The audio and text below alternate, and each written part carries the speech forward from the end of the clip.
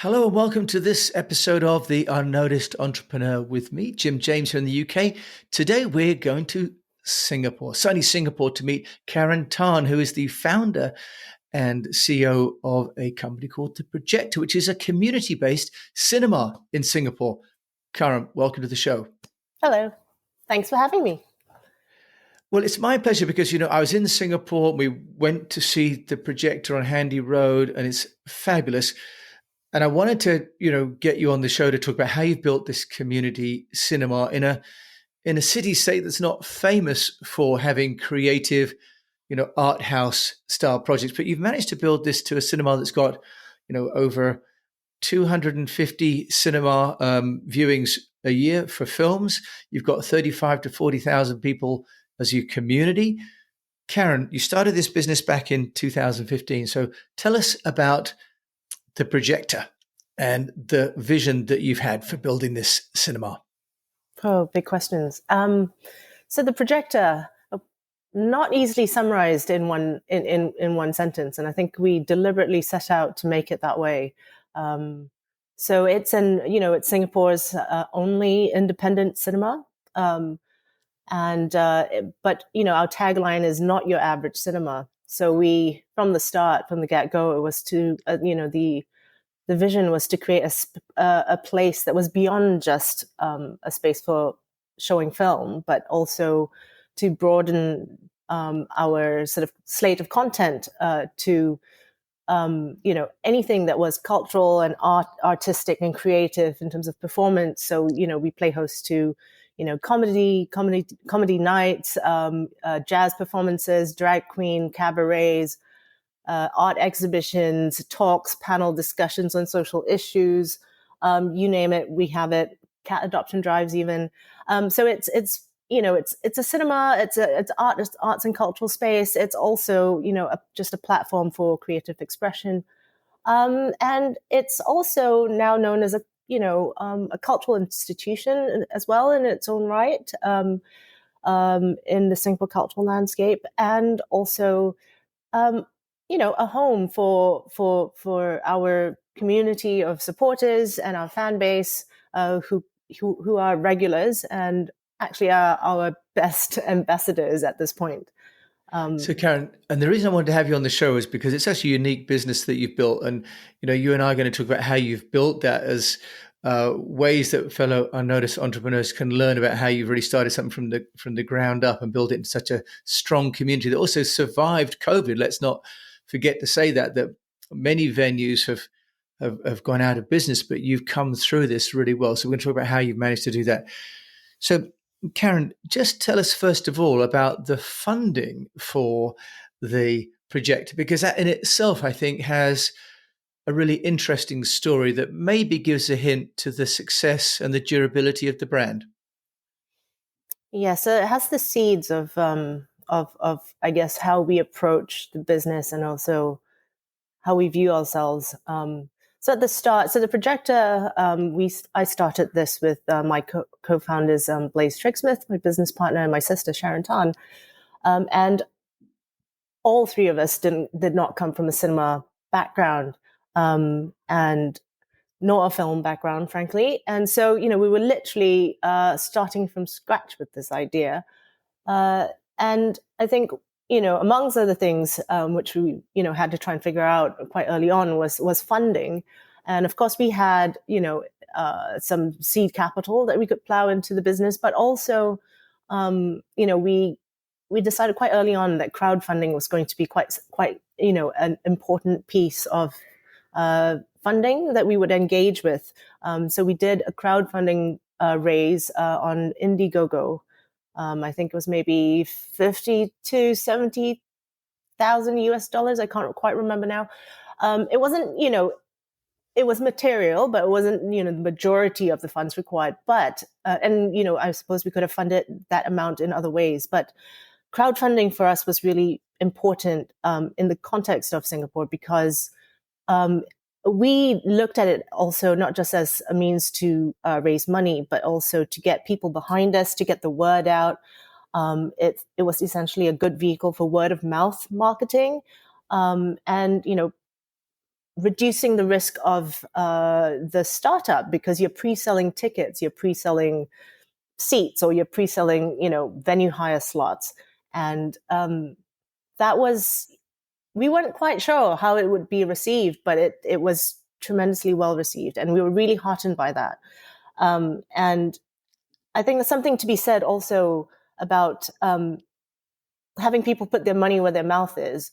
If they think something's a great idea, or they want to see something happen, and if they've been part of a crowdfunding drive for it, it makes sense that they tell their friends and they get their friends to come once it's open. And it's something that they can be proud of, because they literally help make it happen.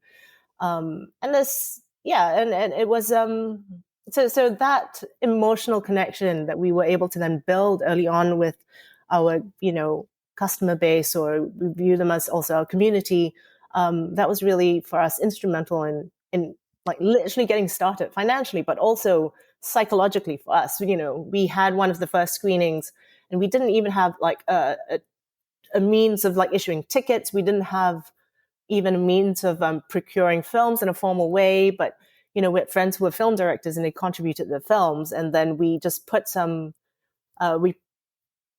Facebook kind of posts out, and we were wondering how many people would show up in the first week. And we thought, okay, if we get 80, that would be an achievement, wouldn't it? Yeah, be great.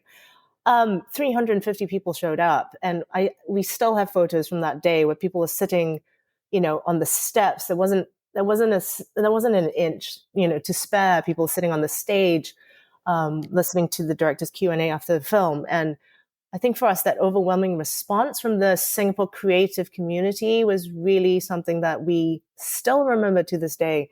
And, I think that just really got us psychologically over the line. Like, yes, we can do this, and people want this, and people are behind this. So, Yeah. that was a And I can long see answer that. to a short question. No. It's wonderful, and because it's plainly a project that you put so much heart and soul into, Mm, and it shows. So you've now got, for example, people can become a member. yes. So how did you transition that, and how do you sort of get people to sign up to be a member of the Projector, and what do you give them as, if you like, sort of membership rewards and loyalties? So we've got a membership. We've got a membership scheme. At the moment, it's quite simple. You can be a student club member, a senior club member.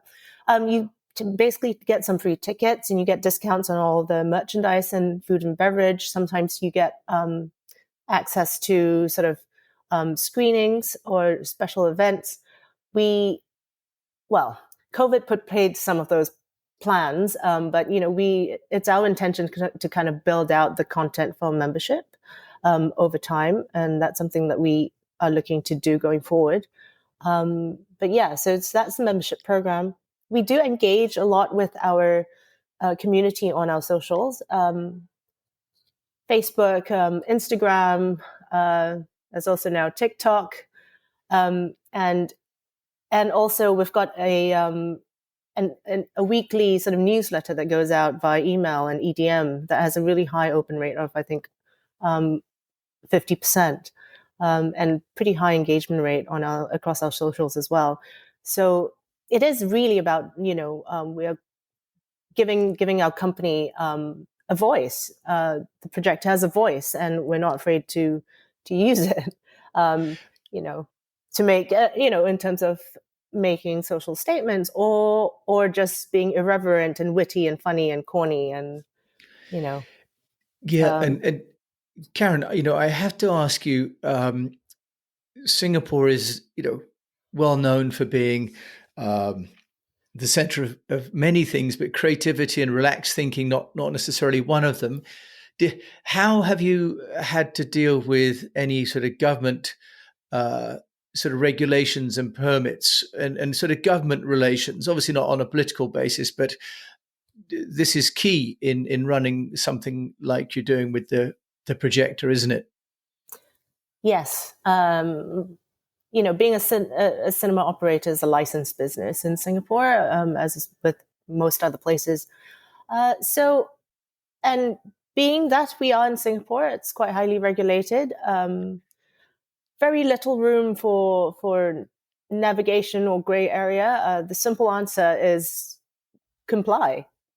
That's kind of, and we, lots interestingly, lots of people have the impression that we're quite renegade. We are, but that doesn't mean that we have to do it at the expense of endangering licenses, which to a business are fundamental to your ability to operate. So we take that quite seriously. We do everything overboard, but we've also been able to engage this IMDA, which is Singapore's sort of censorship board, if you will.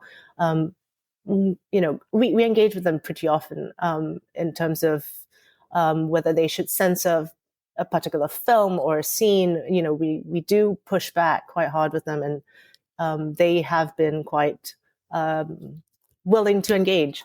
So, okay. Yeah. So part of the communication is with it's a sort of a stakeholder, isn't it? Yes. Just by virtual terms, the authorities there. Karen, you've also got, for example, venue hire, and I'm showing that Yes. on the screen. And you've got quite a lot of big companies that have been renting out your amazing looking venues. What's been the strategy? Because on the one hand, you talk about community and being a little bit, art house, for example, but you've got Google, Microsoft, Zendesk, Harley, Reebok, Uber as your clients for rental. How has that worked? How can you reconcile, sort of being offbeat, trendy, and being corporate venue? I suppose it's cool by proximity would be a fair summary of what's happening here.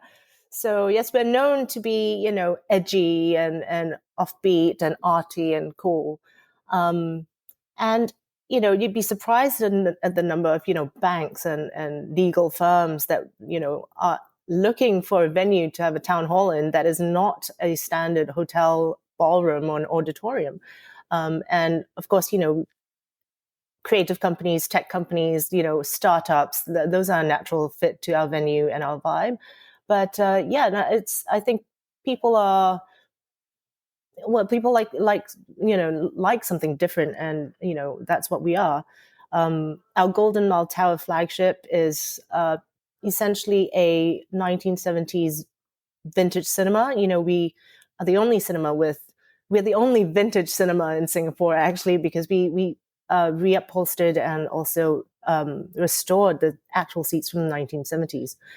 That's not found anywhere else. And it's just, we've created the vibe of the projector is deliberately anti-corporate and kind of, and relaxed. It's we create a really relaxed, almost slightly vintagey, edgy environment, which people sort of resonate with. Yeah, and I love that. So, Karen, it seems like a sort of a masterclass in building a community and a venue that's in line with the mission. Have there been any things that you and the team at the Projector in Singapore have done that hasn't worked out quite as planned? Because, I don't want to embarrass anybody, but it's always useful to learn from people what they've done that hasn't worked. I think if you're a startup, it's never an embarrassment anymore when things don't work out. It's just it's part of the everyday, really. So I think, we've tried loads of things, and I think part of our I hate to use the word corporate culture; it just feels weird. But a strong part of our culture is actually empowering all our members of the team to have autonomy and judgment and the ability to be creative and sort of take ownership of whatever they're doing. And so if they've got ideas that they'd like to try out, we're more than happy to kind of listen to them and let them give it a go, even if we don't actually know how it's going to pan out exactly, or how exactly it's going to be executed. I think so. There's a lot of what I'm trying to say is there's a lot of experimentation that goes on within our company. And it's part of our DNA to be innovative and to sort of rock the boat. And I think so. And part and parcel of that is obviously failing, And so, how long's a piece of string? How long do you have? But I think one of the main things that we tried recently would have been so we had thought that it would be relatively easy a transition to maybe also start kind of getting in some mainstream films and getting a bit of that pie to sort of further diversify our slate. And so we've tried to do that in the last couple of years, and it's proven quite challenging, actually. Because on the surface we thought, okay, well, we provide a really cool, nice, physical environment, and our food and beverage is kind of better than your average Coke and nachos. You get to have a lovely chicken karaage with a lovely pizza and beer, and it's a full sort of hospitality approach to the cinema experience. And we thought, okay, well, if they're showing the exact same film like Avatar versus a commercial big boy who has none of those things, surely the choice is obvious. Like people, the customer come to us. But no, actually, I think it's been quite challenging getting people to come to ours to watch, the more mainstream blockbusters, if you will, that we're not known for. And we think it's quite possibly due to the fact that we're actually victims of the strength of our brand. When people think about, an art house film, naturally they just hit us up on our website and they buy a ticket because they know that it's a natural fit. Of course I'll see it at the projector, but, if they start thinking about things like Avengers or, Top Gun, they straight away, I think the association is with, the commercial big boy chains. And so that's one of the learnings that we've had. It's almost like, so right now we're at a crossroads whether we're wondering whether we should just maybe not pursue those films anymore, at the risk of maybe, brand dilution, and just keep building on, what we're known for and what we're good at. Yeah, so sort of staying in the lane, if you like, and you've got, for example, a film festival coming up this year. For example, you've got the European Film Festival, yes, and you've also got some movies that really are art house, including, for example, some sort of testimonials to people that have passed away that are famous directors and so on, haven't you? So you've got, remembering Ryuichi Sakamoto, for example. Yes. So staying faithful to the core mission makes a lot of sense, and I can really see that. Now, I just want to also ask you, Karen, in the venue that I've been to, that you're in today, do you want to just also tell people how you help people to share when they're at the venue? Because you've built some lovely ways for your clientele to share the fact that they're at the projector. Do you want to just tell us about that, about those little areas that you've created? Yes. So whenever we go into a space, it is important for us to create spaces that are just sort of memorable and different, and I suppose, for lack of a better word, Instagrammable. And so in the location that we're in, a lot of we've covered the walls with posters and every single poster is a film that we have shown. It's not a random. It has passed through our projectors and passed through our screens. So, there's a story to tell there. And, we found people sort of like pointing posters out to their friends and going, oh, well, remember last year I came and we watched that, and so on, this, that, and the other. We also kind of worked with some of our designer friends and created almost like mini sets inspired by certain films, and in the lobby, and it's part of the seating. It's not like a museum piece. You can do what you like with it, but creating just a unique sort of look and feel, I think encourages people to sort of interact with the physical space and also, take photos and share, as is the thing with millennials and Gen Z these days. So we're giving them what they want. And the other thing that we do with our physical spaces is that when we kind of do a renovation, we do engage our community in actually physically shaping the space. So, they help us build, our signage, or they've helped us paint our ceilings or string up lights, or put up posters, and they also get to sign their names on the walls. And so it's all part of sort of, allowing people to contribute to you, as well as have a sense of ownership over what we're creating. And Karen Tan, the founder and CEO of The Projector, what I think is also amazing is that you're describing really also personalization at scale, because you're showing over 250 movies a year, and you've got 30, 40,000 people on your mailing list, and yet there's a real human touch to each interaction. And having been to the Handy Road venue in Singapore recently, feels so comfortable. And yet you've got commercially a proposition that plainly can scale, because you've also got some other franchises, haven't you? I saw you've got, for example, a hairdresser in there, and some other related franchises. Karen, if there's one piece of advice for my fellow unnoticed entrepreneurs from you in Singapore about getting noticed, what would you like to share? Don't do it. Run for the hills now while you can. Leave. All righty. We're not going to edit that out, because Karen has been has persevered. But you've built a business, Karen. Yeah. You survived this long. In all seriousness, Karen and I know each other very well. And don't run for the hills. Stick with the business.